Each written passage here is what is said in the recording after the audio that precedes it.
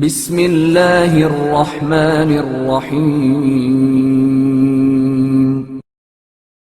خدا پرستی اور ایمان۔ امام جعفر صادق علیہ السلام اور ابن ابی العوجہ کی گفتگو۔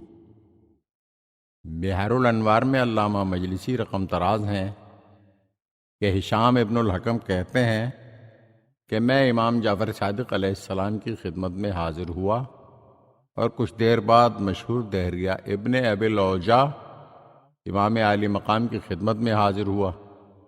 اس نے مسائل توحید کے متعلق آپ سے بحث مباحثہ شروع کر دیا تو آپ نے بالآخر اس سے فرمایا امصنوع انت ام غیر مصنوع؟ قال ابن ابی العوجہ لست بمصنوع۔ فقال الصادق فلو كنت مصنوعا كيف كنت؟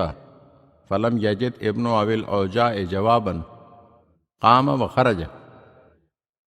کیا تیرا کوئی بنانے والا بھی ہے؟ اور کیا تو کسی صانع کی صفت ہے یا تو غیر مصنوع ہے؟ یعنی کیا کسی نے تجھے بنا کر اس جہان میں بھیجا یا کسی کے بنائے بغیر تو خود بخود ہی پیدا ہو گیا؟ ابن ابی العوجہ نے کہا کہ مجھے کسی نے نہیں بنایا۔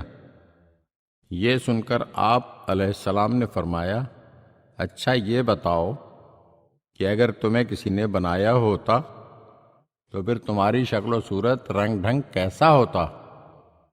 یعنی تمہاری اس شکل و صورت میں کیا کچھ تبدیلی ہوتی؟